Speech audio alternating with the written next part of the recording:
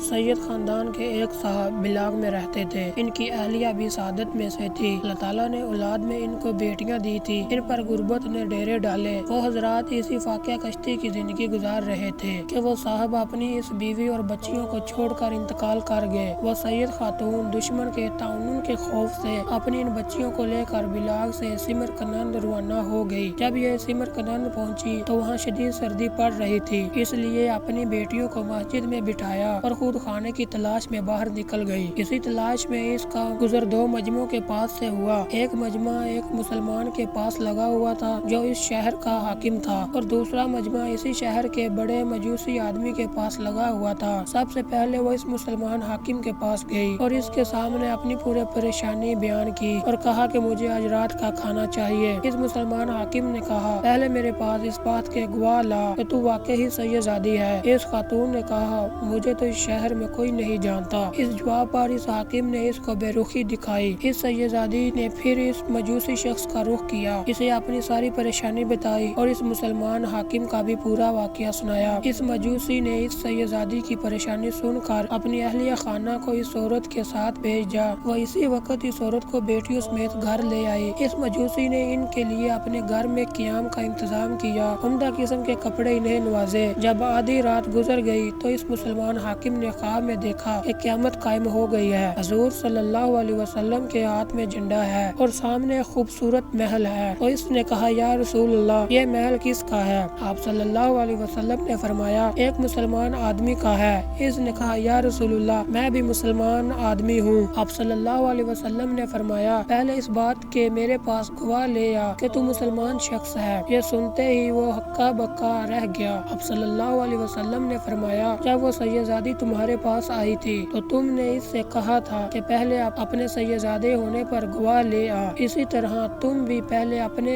مسلمان ہونے پر گواہ لے آؤ۔ اسی حال میں اس کو جاگ آ گئی۔ اس نے رونا اور سر پیٹنا شروع کر دیا اور اس سیدزادی خاتون کو ڈھونڈنے کے لیے شہر میں چکر لگانے شروع کر دیے، یہاں تک کہ اس کو سراغ مل گیا کہ وہ فلاں مجوسی کے گھر میں ہے۔ وہ اس مجوسی کے پاس آیا اور آ کر کہنے لگا کہ آپ کے پاس جو سیدزادی خاتون ہے، ان کو میں اپنے پاس لے کے جانا چاہتا ہوں۔ مجوسی نے کہا، یہ نہیں ہو سکتا۔ اس نے کہا، 1000 سونے کی اشرفیہ مجھ سے لے لو اور وہ گرانہ مجھے دے دو۔ مجوسی نے کہا، انہوں نے مجھ سے کھانا طلب کیا، میں نے ان کو کھانا اور ٹھکانہ دیا، اور اب تو اس مبارک گرانے کی ببرکت اپنی کھلی آنکھوں سے مشاہدہ کر چکے ہو۔ اس ببرکت لوگوں کو اپنے پاس رکھنا میں اپنے لیے ضروری سمجھتا ہوں۔ پھر وہ مجوسی کہنے لگا، جس چیز کو تم طلب کر رہے ہو میں اس چیز کا زیادہ حقدار ہوں۔ وہ محل جو تم دیکھ کر آ رہے ہو وہ میرے مقدر میں ہے۔ اللہ کی قسم، میں اور میری اہلیہ خانہ گزشتہ رات اس وقت تک نہیں سوئے جب تک ہم نے اس سیدزادی کے ہاتھ پر اسلام قبول نہیں کر لیا۔ اور سنو، جیسے خواب تم نے دیکھا ہے ویسے ہی خواب میں نے بھی رات دیکھا ہے۔ اس میں رسول اللہ صلی اللہ علیہ وسلم نے مجھ سے دریافت فرمایا تھا، وہ سیدزادی اور اس کی بیٹیاں آپ کے پاس ہیں؟ میں نے عرض کی،